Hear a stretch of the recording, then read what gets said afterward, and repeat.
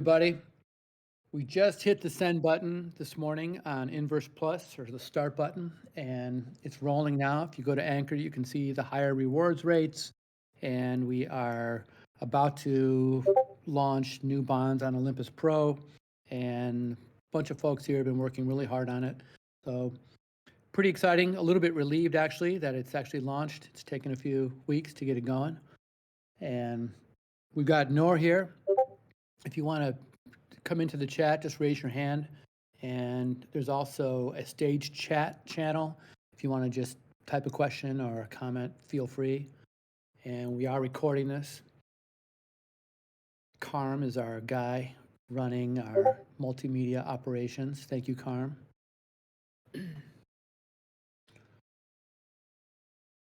So Nakamomo, why don't you get us rolling? Oh yeah, well, thanks for that. Yeah, well, I do think that a lot of information has gone out.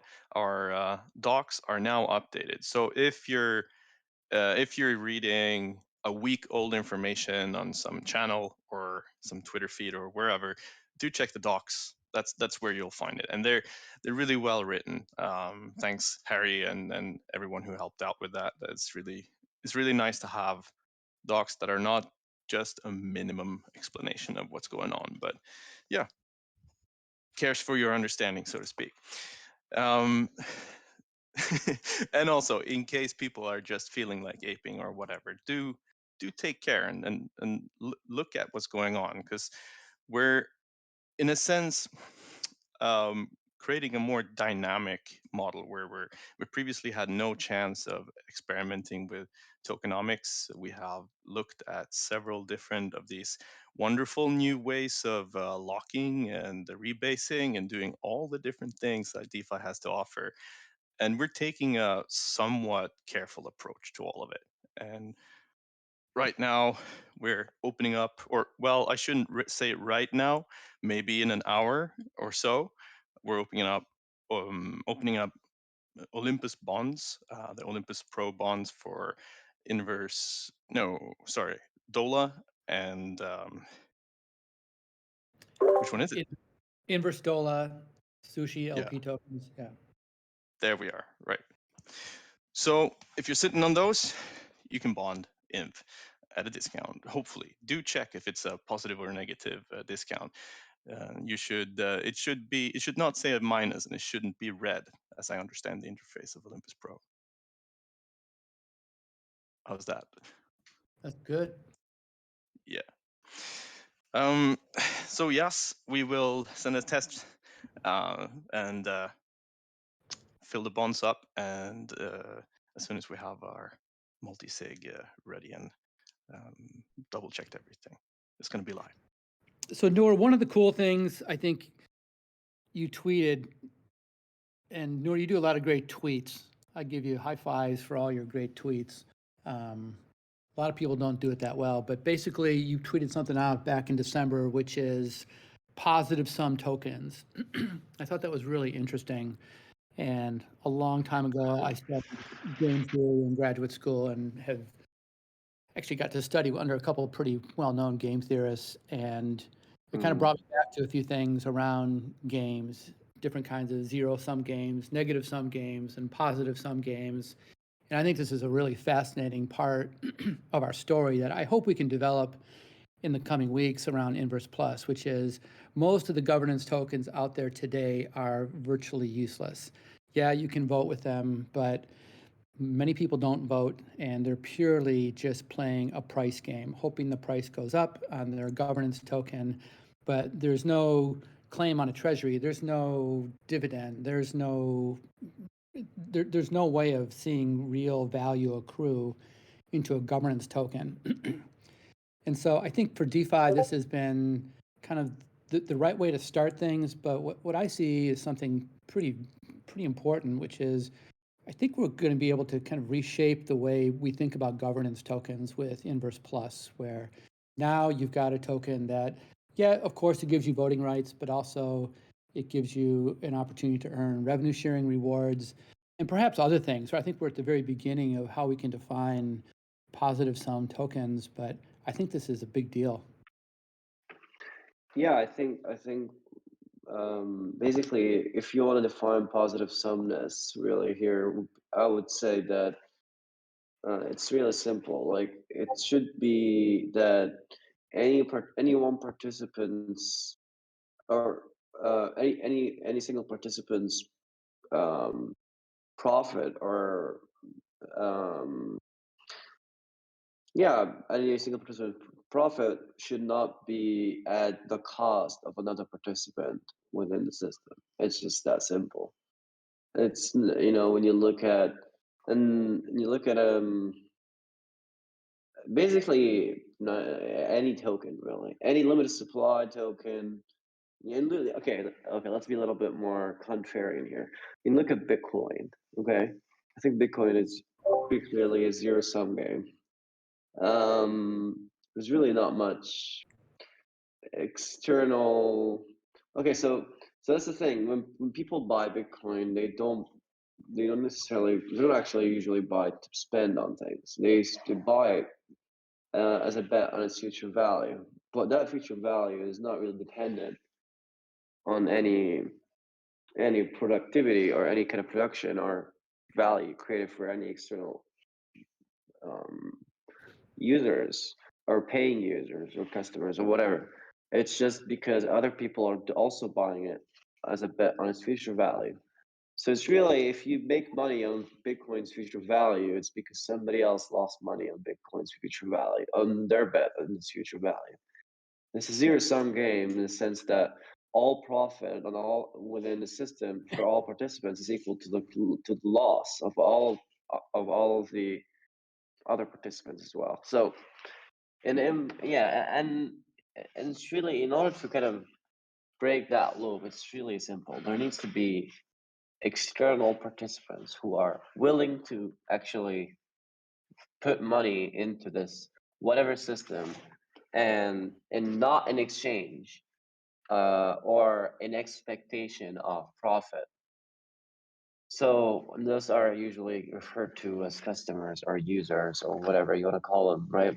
Basically, people who are just not really here to make money. They're just here to actually pay for your service, and that payment goes to participants who are actually taking on the actual investment position or whatever. And in inverse, that's very simple. Who these people are? They are our borrowers.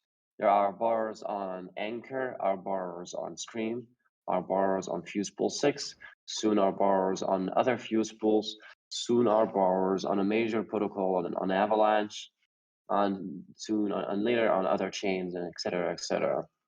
These people are willing to pay us millions per year already right now before IMP Plus launches in exchange for borrowing DOLA.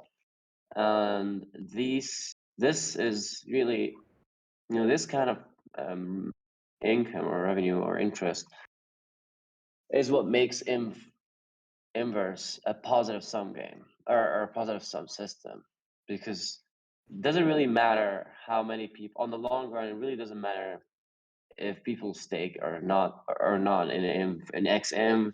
Doesn't matter how many other stakers or participants there are. Really doesn't actually matter if anybody even knows about IMF or anybody even wants to put money into IMF. For you as a or for a single participant in IMF and in XM or a staker, basically, all what matters is DOLA's growth and DOLA's borrowers growth, and just the overall interest generated to the treasury. So that's what makes INF Plus completely 180 degrees different from Olympus and from all of its forks. And the difference is our treasury, which is going to be exclusively allocated to DOLA and INF liquidity, and specifically to DOLA's liquidity. Our treasury is by default productive because it already produces demand and liquidity for dollar, which increases the overall interest, as well as creates long-term confidence in dollar stability, which also creates additional value on the market. It kind of allows market participants to trust dollar more. So what happens is you look at Olympus's treasury or any other own for treasury, these don't really make any. They're not productive in any shape or form, right? So Olympus actually, it's funny because Olympus actually makes a lot of money from MakerDAO. Every single DAI that's in Olympus treasury is DAI that somebody somewhere is borrowing from MakerDAO and is continuously paying MakerDAO interest for. So it's basically, you can think of M Plus as basically MakerDAO becoming an ohm fork, so that they have their own DAI that makes them interest and pushes DAI forward. And that's really what's going on here.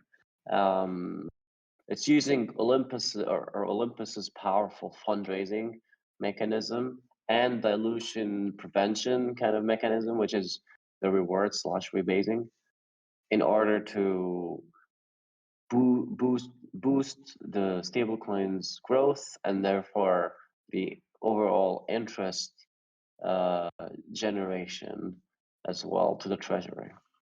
Yeah, those are some really nice similarities. So we've studied that and studied Ohm, and I love Ohm in many ways. But there are some things that could really strengthen it, and I think that we are in a position to really, or rather, we decided that we were, and we asked the community and made the vote, and now we are taking the step of doing the end goal we kind of envisioned would be a good path for Ohm, except we don't need the initial bootstrapping phase, so we don't need to dilute the as much in the as fast pretty much. So we can, because we have this revenue generating mechanism that's already spinning and will likely grow from this, we can take a more relaxed approach in a sense. Does that make sense to you, Pat? Yeah, for sure. Hey, while we're talking about Olympus, we could probably talk a little bit about what we're doing for Olympus Pro bonds as well. I see Nebs is somewhere in the audience here, but Noor, you want to say a few words about that? Yeah, so we are partnering with Olympus. So I don't want to make it sound, because we're doing actually a lot of comparisons between Olympus and Influx. They're completely different projects, in my opinion. Just to be clear, like Olympus is trying to become a reserve currency. I don't think so. I don't think Influx is trying to compete at all with Olympus. We're actually partnering with them.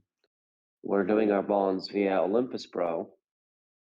We're going to be launching today, I hope, 3 bonds, which are Dollar M LP token, which will increase liquidity for M, a protocol-owned liquidity, as well as generate demand for Dollar, since Dollar is part of the LP token. We have Dollar 3 pool, which is purely going to increase liquidity of Dollar, and we have pure Dollar bonds.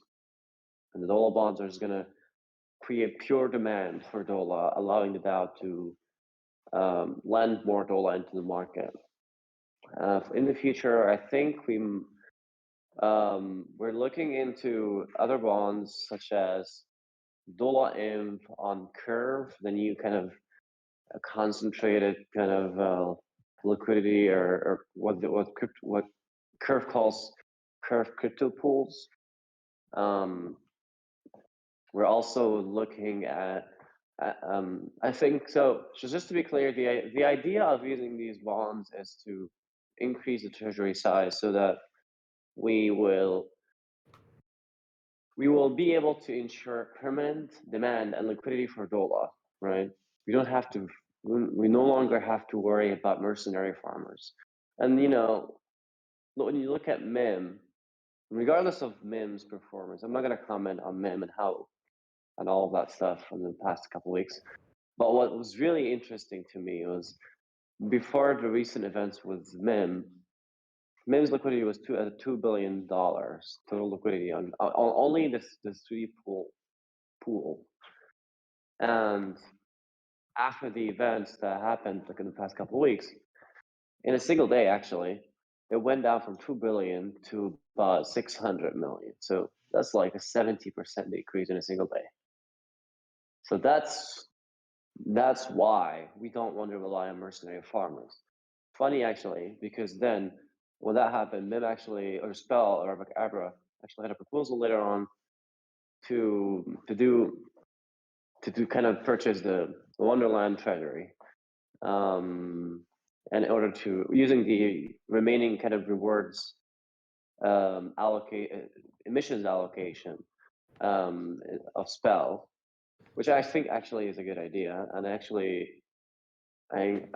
encourage them to kind of take that path. I think it's actually more clear than ever right now in the stablecoin space amongst all projects.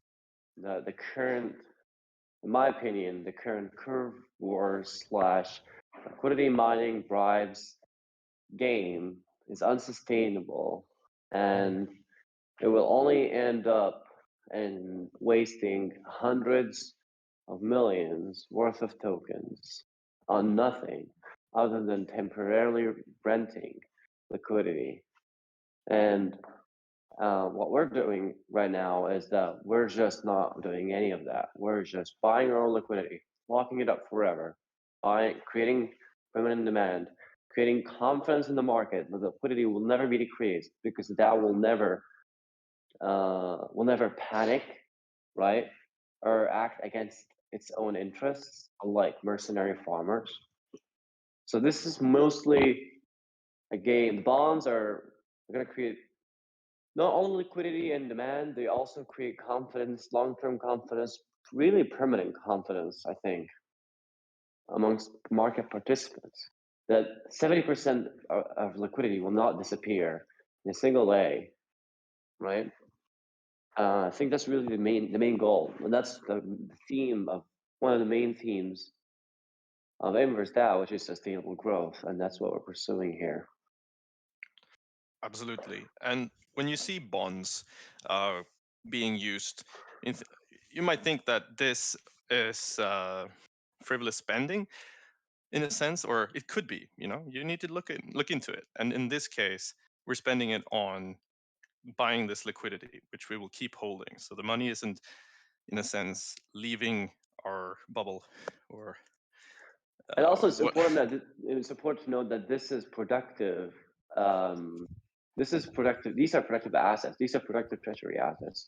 The dollars under treasury continue to create demand for DOLA, which allows us to lend more DOLA into the market and earn revenue for the treasury.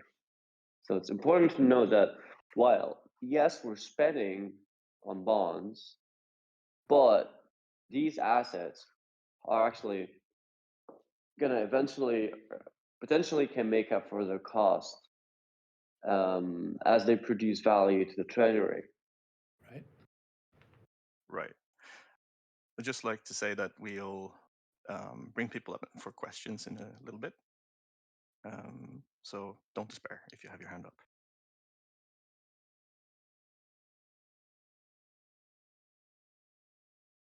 Alpha, welcome.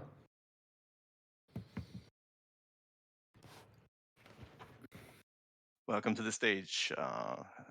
We can't hear you at the moment, so maybe check your audio settings and make sure you have the right audio interface connected or whatever you're using.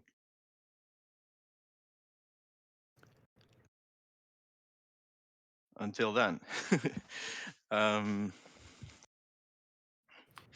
Yeah, so I think it's interesting to think about this in terms of money Legos, because it's a popular concept, and it really describes it well. I think what's happening, because there's a lot of talk about how in different circles of how to return value to governance token holders, There is, of course, the intrinsic value in voting and the influence that the project can have for your activities that you want to participate in. But there's also the issue of why is it relevant that there's a treasury if it's not accessible to the token holders other than through the vote, so to speak. A direct relation in value that's tangible is something that I think it has happened. Like if you look at, for example, Kepler, which was an ohm fork that pivoted multiple times and now decided to pay back the treasury before even launching entirely.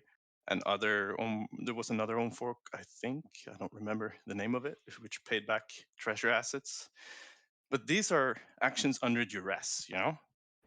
We want to create something that represents this, you know, accumulation and growing value that we're well the inverse is producing as a whole with all these interconnecting functions. So that's where we started thinking about how do we return this, and Dola is actually accessible in a sense to pay out because we're generating Dola revenue. So with a proper incentive mechanism, or depending on how we want to shape this in the future, because the final form isn't hasn't taken place. We'd like to have a conversation around this because there's there are a lot of opinions and regulations to relate to in this sense. So um, we'd like this to be a place for discussing how that could take form, and in the future we will be forming proposals as a DAO for this. And we were looking at $1 billion circulation of Dola as a or circulating Dola as a milestone, a really nice milestone, which I do think is achievable. So there could be other milestones before that, though, signifying, major achievements that we have done, and community contributors perhaps who have been helping out. Um, there's tons of that we can. I have ideas. There was some talk about making NFTs and so on, and that's another part of this discussion that I think can be really engaging and actually useful in a FNFT kind of DeFi sense if we choose to build that way later.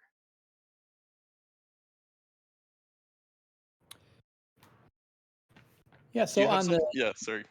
I was going to say on the XM staking, we're supposed to be at about 100% APY. I think the number is a bit higher than that right now.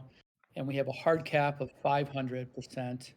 And I think the game plan is we have a policy committee. We formed 7 members of the DAO that are watching these things on a day-to-day basis. So, Just to be clear, it's a temporary hard cap, just people are aware, right? It can be increased by governance. right. Yes. So this is where we're starting, and I guess we'll kind of monitor it every day or every hour and see how things are going. And we're obviously trying to build a treasury, but we're also interested in ensuring that the slope of the curve is going up at the right sort of at the right sort of rate.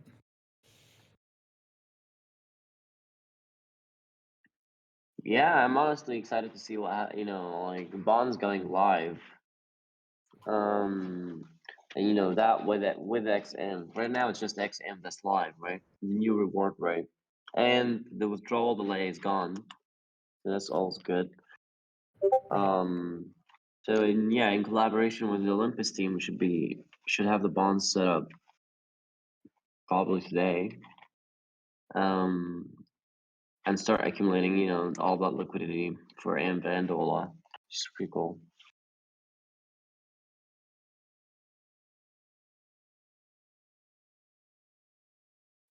Yeah, I see Alphanomicon, who came up on stage, has posted a question in the chat. He's saying that people are asking why bonds and want to understand the benefits of how it benefits INV and them. And yeah, like imagine, for example, that there is a drought for a period, a dry spell in crypto land.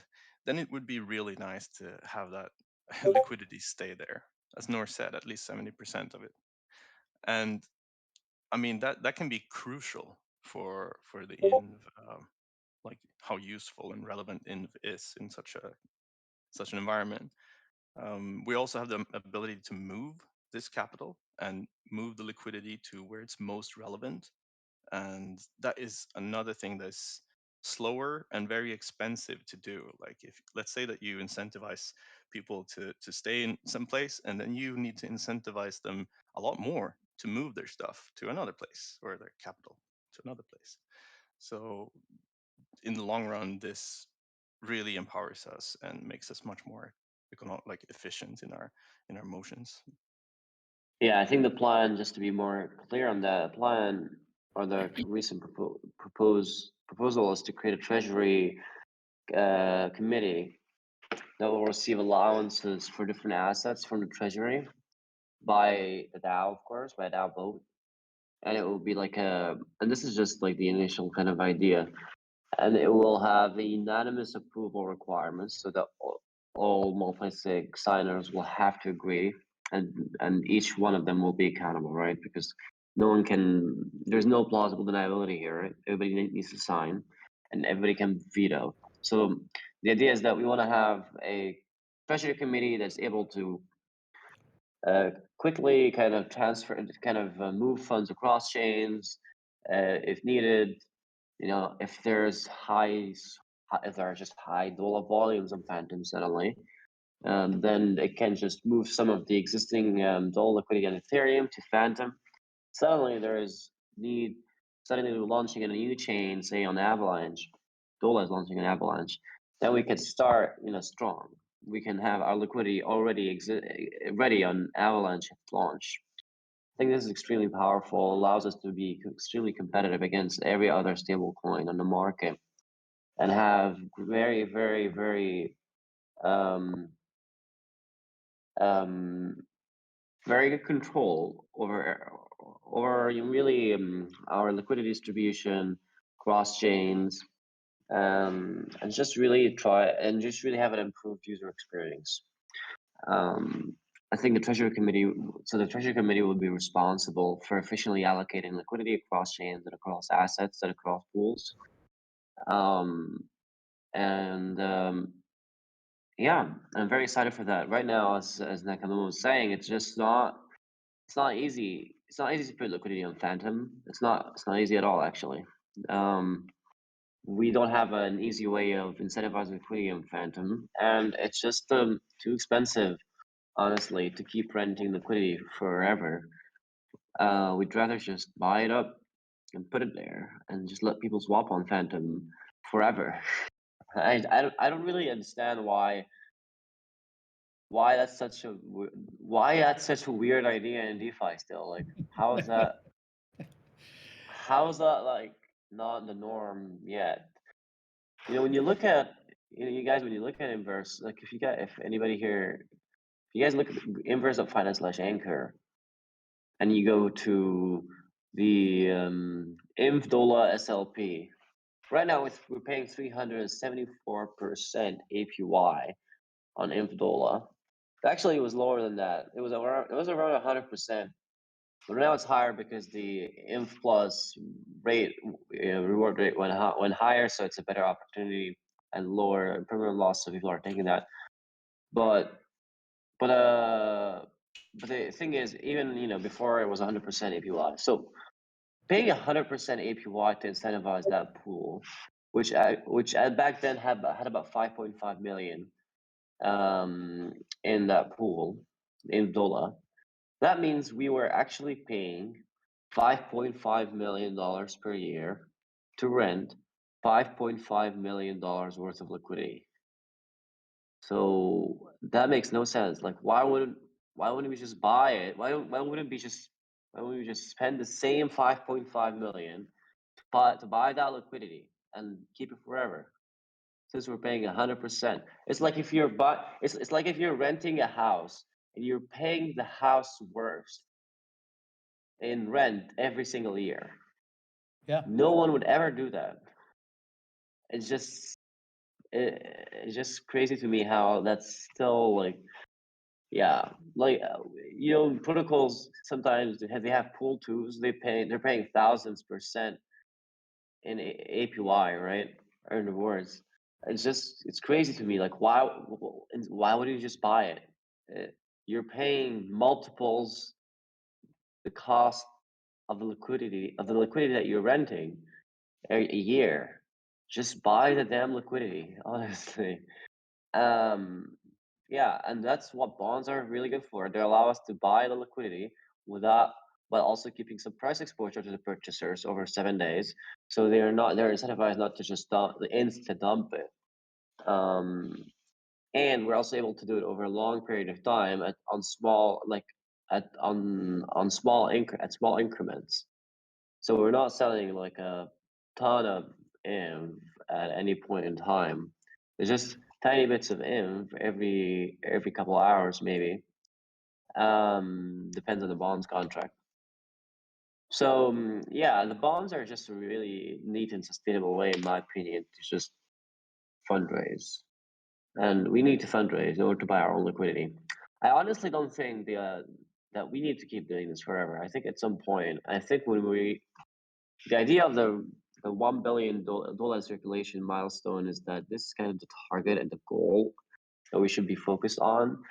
And at that point, if we reach that goal, I think going forward beyond that will be maybe an overkill. We'll find out at that point, but the whole purpose of all of this is really to bootstrap Dola's liquidity and demand. But it's not really like I expect personally that this will make Dola on its own, like Inf Plus on its own, make Dola the best stablecoin or the better stablecoin on the market. I think it still all comes down to use cases and real people using it for real, for as an actual stablecoin rather than a farming token.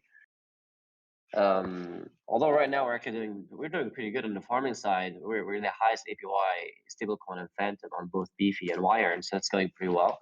But I still think that in the long term, even liquidity and demand is not enough. I think what's really important is that we make sure that people are actually using Dola for actually useful use cases that actually bring additional value to them. And that's why, for example, project that I'm working on is Station Zero X, building a P2E game on Phantom soon, and they're planning to use Dola as their kind of in-game currency. There are other projects, like Concave that are also willing to support Dola. So I think what we're trying to do here is we're just trying to create the environment that allows our partners to actually use Dola at scale, which is really the role of Inf Plus here. Like if you're launching a P2E game, that means a lot of people, a lot of volumes, which requires a lot of liquidity. So we need to be prepared for that. That's really the role of Inf Plus here. It's to be prepared for the demand and using liquidity, but it's not on its own, in my opinion, enough. It's just the bare minimum. Yeah.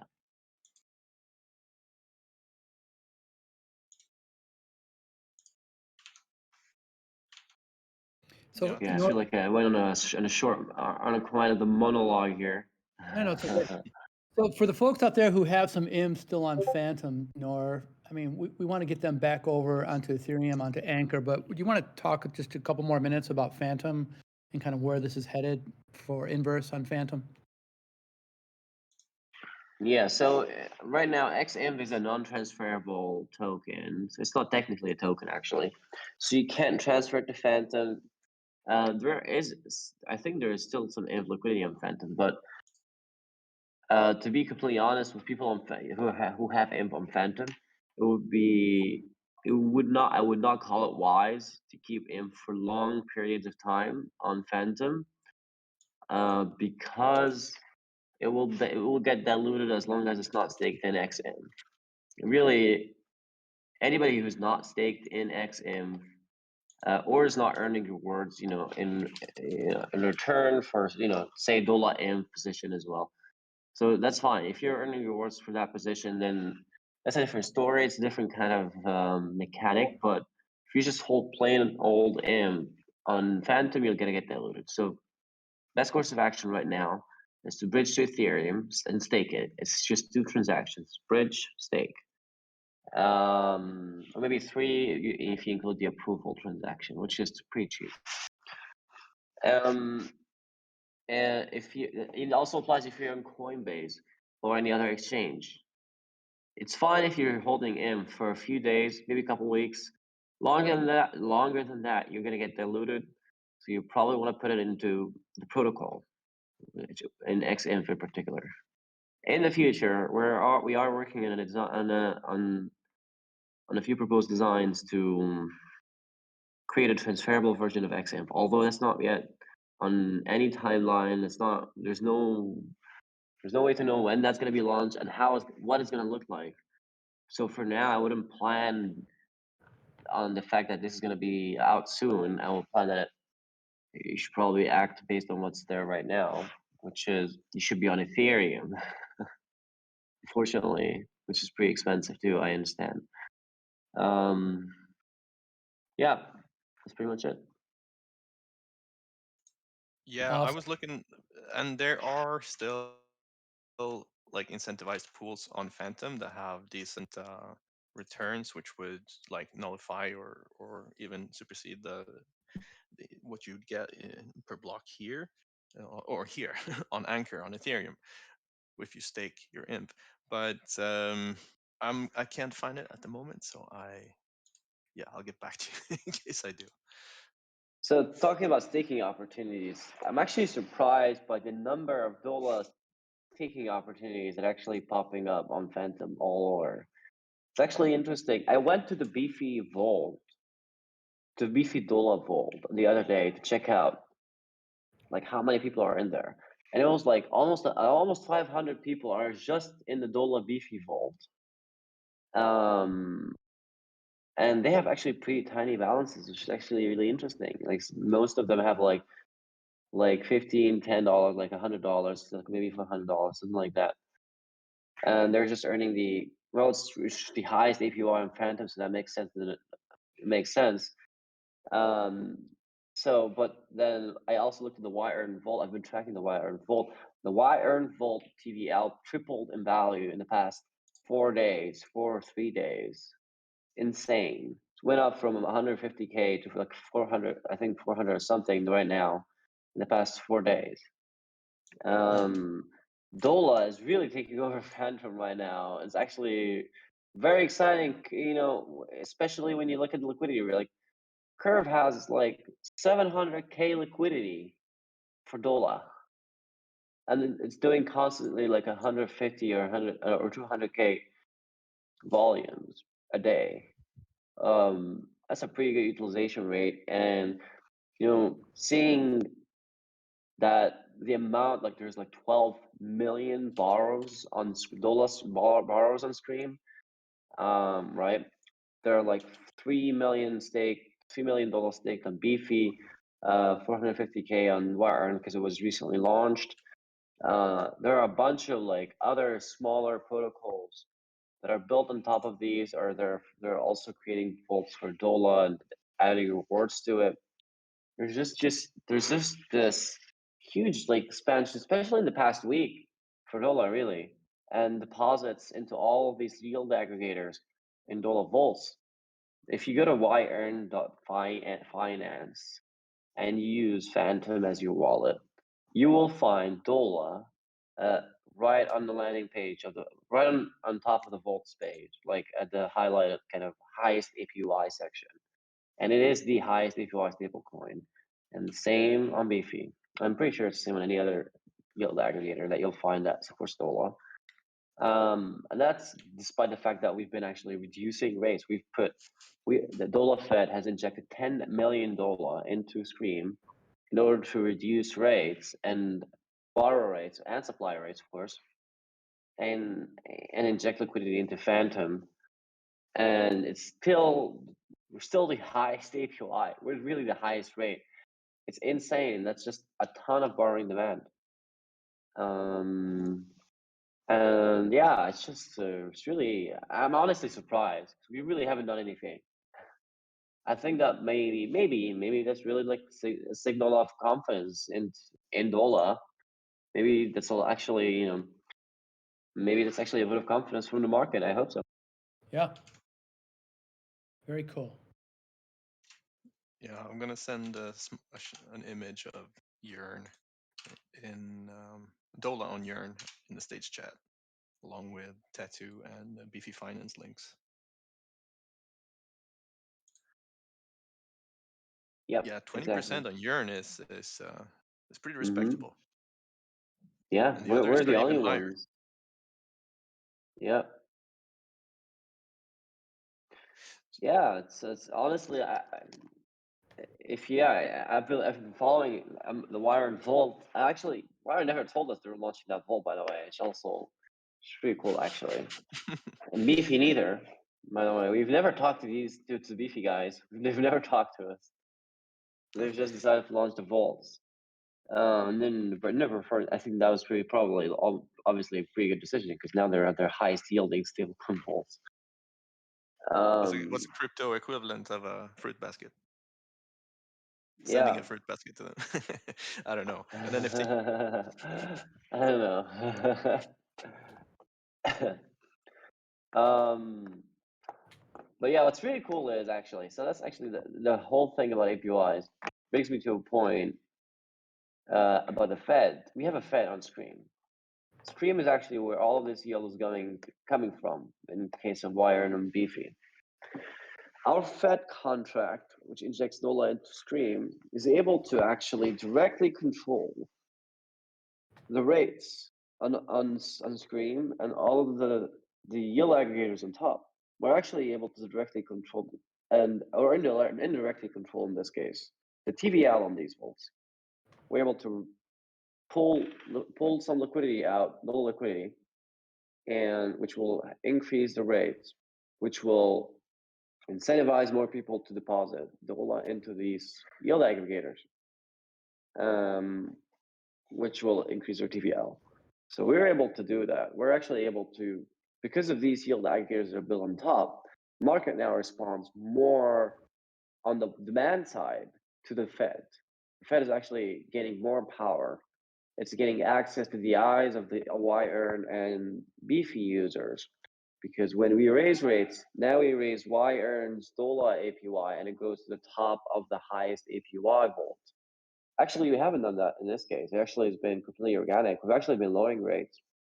Well, what's interesting is as dollar grows, the Fed's power into the yield market scales up, and that also includes Ethereum and Phantom and other chains. At some point, the Fed really will be able to modulate kind of the interest rates on all lending protocols and the yield aggregators on top on all chains. That would be pretty interesting to see. And it's already happening in Phantom actually, so early. Could you go one step further on that, Nora? That sounds kind of interesting. I'm not sure I got it. Say it again. So right now, we have $10 million on the Scream Fed right now, injected by the Scream Fed into Scream.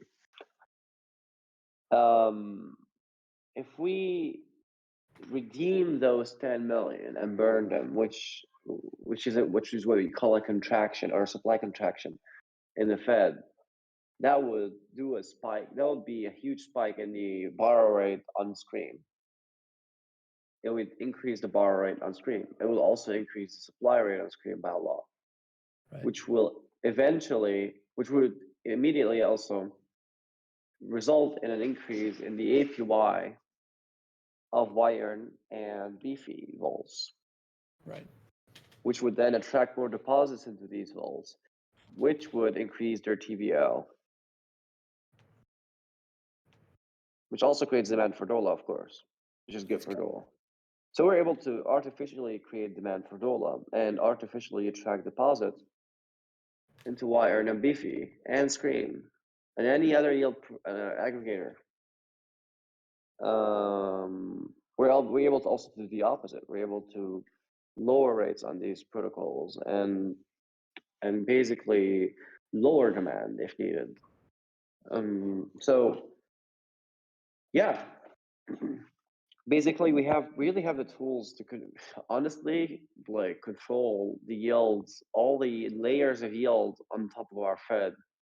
And that's really interesting because the power to control demand and supply is allows us to also to use the Fed to control these in order to protect the peg more than any other protocol.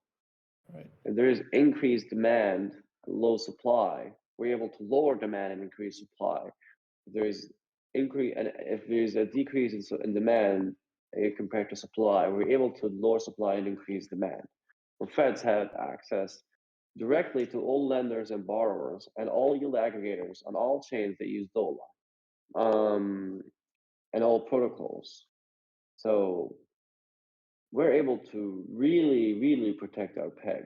We're able to control every single APY, that DOLA APY on every yield aggregator, and yeah. So I guess it's kind of clear at this point.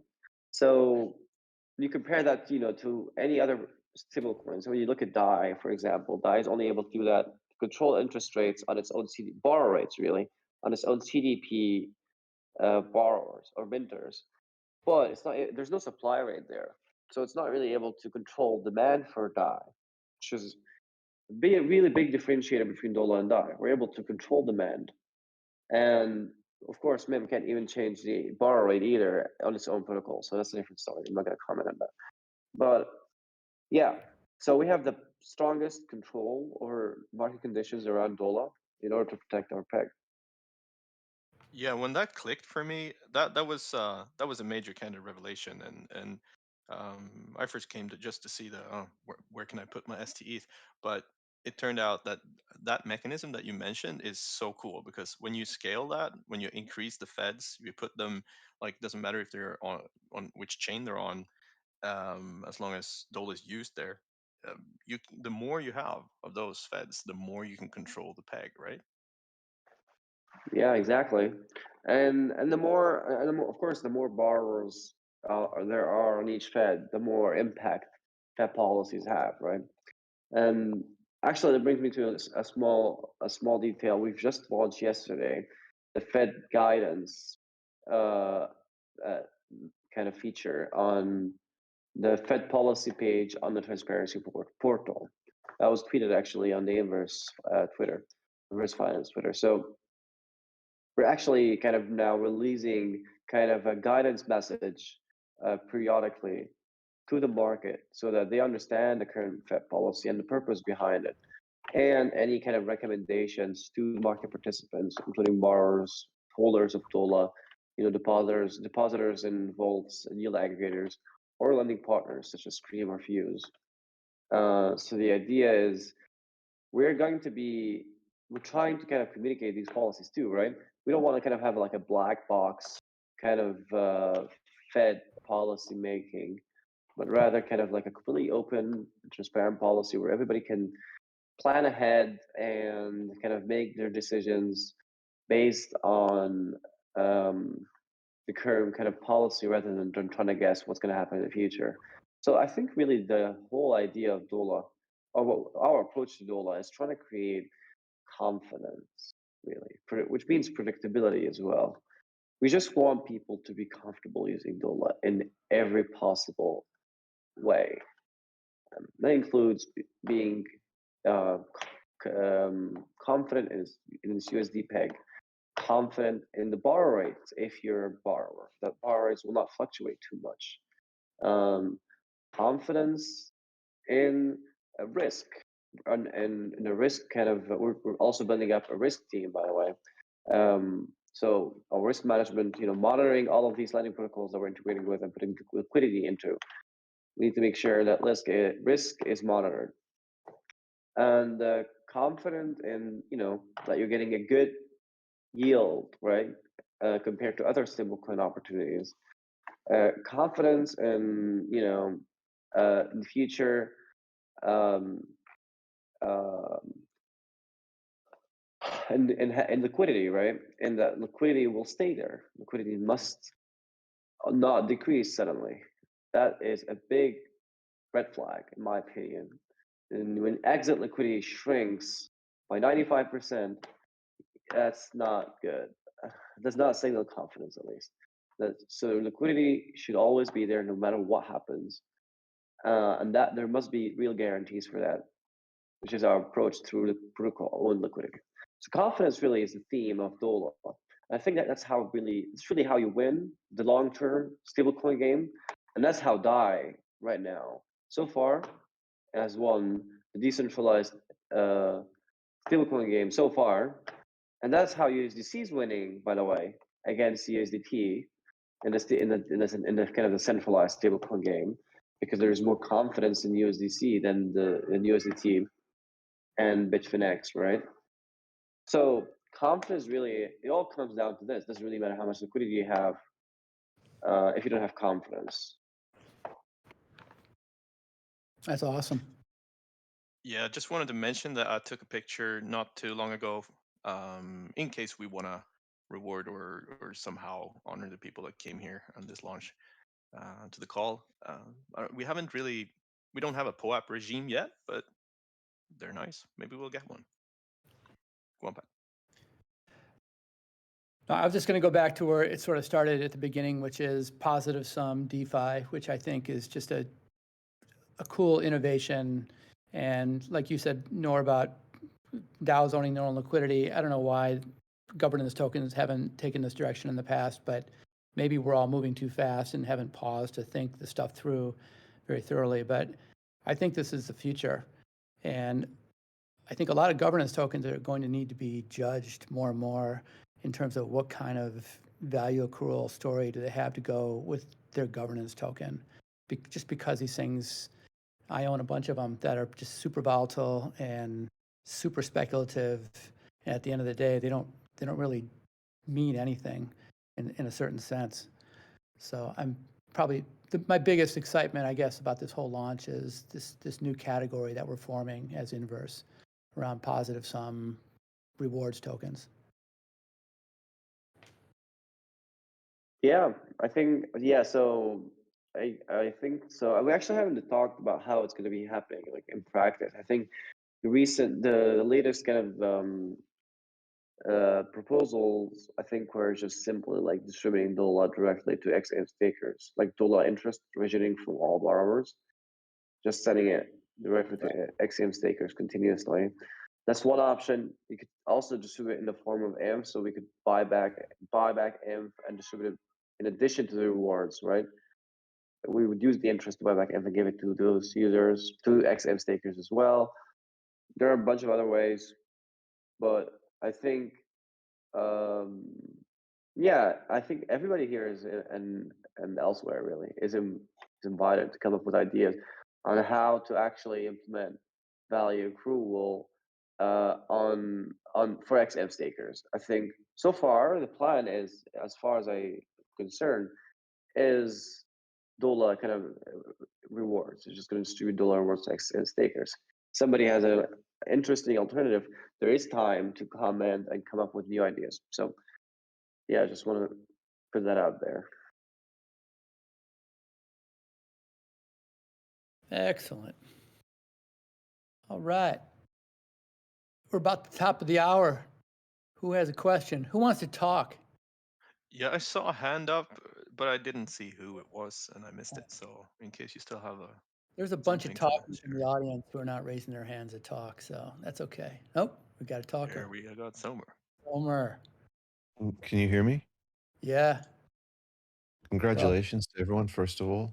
This is amazing. And you all did such a great job on this. I've been really impressed watching from the sidelines. So well done to all who are involved in making this a reality. I personally saw a tremendous amount of work that went into this. So really great job to everyone. My question is actually not about Inverse Plus, but actually I had a separate question about the the going back to the roots of inverse finance, and originally we launched the protocol with the DCA vaults. DCA vaults, and they're sort of now deprecated.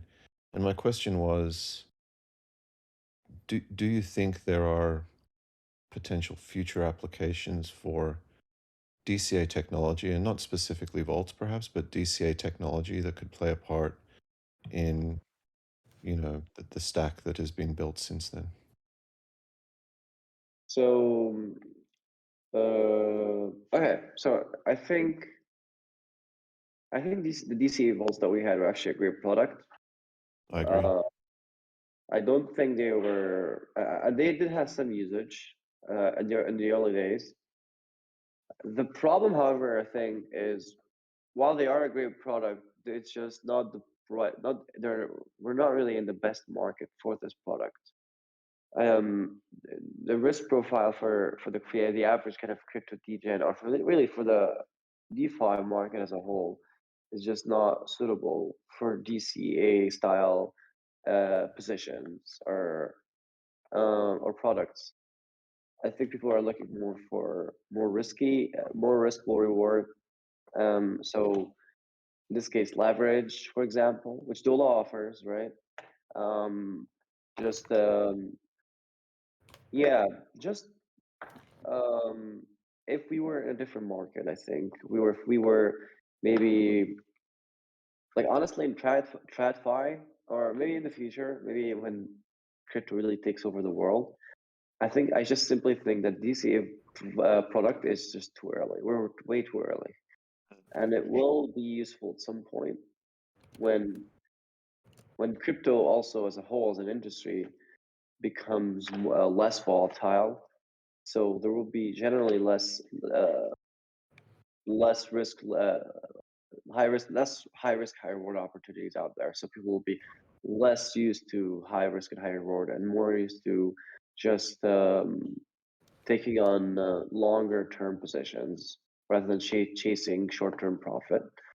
Or maybe when there's a big segment of people who enter crypto, not necessarily all of crypto, but maybe a big segment of people who will enter crypto who are looking for this kind of stuff, then the DCA vaults will be useful. But I do think we've made the right decision, I think, when we kind of pivoted to Dola and Anchor. They are suitable, in my opinion, more suitable to the market when it comes to this market, when it comes to what it wants. And that was made more clear by the kind of like the interest generated to Treasury so far, which is nearing. I think we've crossed over 1 million in net kind of not in net, sorry, in total Treasury interest generated. $1 million, including dollars that were spent already. So yeah, we never made anything close to that using DCA vaults, and that's even before the INF Plus proposal that passed, right? So I wonder how that number is going to change after the INF Plus has launched. Do you think right now. that, do you think that the DCA vaults could be made into a white label product that would be used by large organizations that are in mainstream but not in Web3 or crypto, and perhaps act as a sort of simple thing to understand that they can use and expose to help their regular Fine. folks get exposure? I think in this case, one out of two things need to happen. Either these organizations get into crypto, so they become users of crypto, so they will have to. So let's say like pension funds, right? Like it's either that pension funds will put their money into crypto and they'll be willing to use the DCA vaults on Ethereum, or we would create our own like legal entity and investment tools, legal structures, right? In order to allow people to get into this kind of stuff without any kind of interaction directly with crypto. Like, for example, Compound is doing with Compound, what is it called? Compound something. I'm not sure what it's called. Maybe It's they're the just doing an institutional. AML KYC proposal No, right now. they have like a B2B kind of product that is on top of the Compound protocol, but it's not within the protocol. It's not a KYC ML thing. It's more of it's a regulated thing, but it's not like instead of Compound. Rather, it's on top of it. But it exists so that its customers don't have to deal with crypto. They don't even have to know they're using crypto. They just give their money to Compound, to the Compound company, right? And the Compound company puts it into a protocol and then generates profits and gives it back to them. So that's the kind of thing you need to do. Honestly, I don't think that's the kind of thing we're good at. Maybe in the future, I think maybe we could have some focus on establishing like basically a legal team that is able to a legal/compliance team that would be able to establish some kind of legal entity or legal entities for such kind of products, right? We might, and which Compound did, right? Eventually, it took them a long time to make that move, but they did it eventually. So I do see an opportunity for us to do that in the future. But as I said, I don't think DC evolves are bad. We're just early. I think I've had that in the past. Like I've worked on other products. I've worked on dispute arbitration products in the past, and that was like Claros. If any of you have heard of Claros, I was working in a competitor to Claros. Honestly, it turned out that our product and Claros are both. It's just too early for both of them. Claros isn't really doing that well right now, and it's not because the team behind Claros are bad or anything. They are just stuck with this idea, which really is honestly dispute arbitration is massive. Like it's just if it's done right, it's very powerful, but it can really change the game, but it's just not really the time for it yet. Could be like in a few years. Yeah. That's my intuition for DC Evolves too. Yeah. Thanks. Somewhere, do you feel like you got your answer? Because I think Steve's been up here patient. Yeah, I did. Thank you. Yeah, I appreciate the tangent. And just the only other thing I was going to say is with the DCA, it's also a technology that's separate to the vault itself. Like it's a mechanism. And my other thought was whether or not it could be applied for folks who are earning APY who can then, take advantage of, and capital efficiency comes into play here, especially with costs for transactions. But um, I wonder if it could be used under the covers to actually DCA by APY earnings into something else as well. So what do you mean? Can you elaborate? So let's just say I had, let's just say I had a large amount of dollar that was in Mm-hmm. Anchor, earning some APY, and I wanted to say, hey, I want to direct half of that APY into buying in Mm-hmm. on a DCA Yeah. basis, hands off. So DC Evolves right now are good because they're the same. They have the same settings, right? They're like a preset or like a template that everybody uses, but they have to use the same configuration because it works in bulk, right? Or it uses everybody's funds as they're the same user. So that's gas efficient, right? But if the problem is when you allow each user to select their own settings, kind of, or their own preferences, that is not very feasible from a gas cost point of view. Maybe on Phantom it would be less costly, but it would. I don't know. I don't know if it's very scalable. The vault, so the value that the vault provides is that it's cheaper than if everybody did it on their own. But if you allow everybody to set their own preferences, then it's not really cheaper. So there's not really an opportunity, for example, to take some kind of a performance fee or anything like that. From a business perspective, really, it's not as good as having like a vault that every interval just does a single action for all the users, rather than doing an action for each user. Does that Got make it. sense? Yeah, it Yeah. does. Okay, thank you. No, that's all the questions I had. No, thank you so much. Thanks, Somer. So where's Steve? Wasn't he He had right Yeah, I think he here? to, left. he said he had to bail, so we'll get him next time. Action speaks louder than words.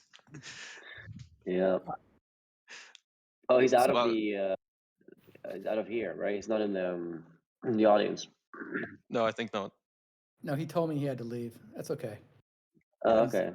We'll do another one of these. There's a lot more Inverse Plus and related stuff coming out over the next few weeks and months. So there's going to be quite a lot to talk about. Yeah, that was Mhm. vague and mysterious. Very good. That's usually Nora's thing to tease people, but yeah, no, there Yeah. truly is a lot of pretty fascinating things going on. It's hard to kind of keep up with it all, but we're doing a pretty good job. We are doing some hiring. If you haven't heard, there's all sorts of hiring going on here, and Hmm. even part-timers, if you want to get involved on a part-time basis, we're moving fast and we're looking for good contributors. So raise Yeah, your check hand. out their recruitment channel as well. Maybe you can put your resume there, or any kind of portfolio or contribute or GitHub or whatever kind of contribution you're doing, or what kind of role you can do, right? Just put it in the recruitment channel. Hey, how's that puzzle thing going? Hiring these Solidity people with the puzzle. How's that going? It's actually going much better than before. Before we did puzzle or challenges. I've had like a bunch of people reach out. I tweeted like a bunch of time that we're hiring. I think what I learned from that is there's actually people actually find reaching out or doing or interviews a little bit. Maybe developers find the interviews a little bit intimidating, Sure. and they'd rather just have something like straightforward. Like they don't have to like talk to anybody, just prove themselves like right away.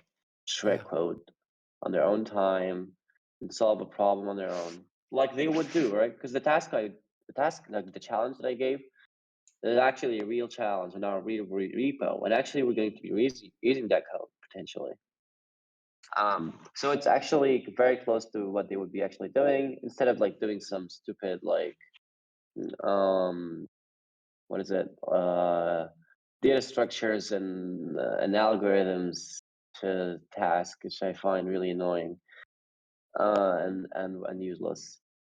Just something more practical like this. I think that was very encouraging to people.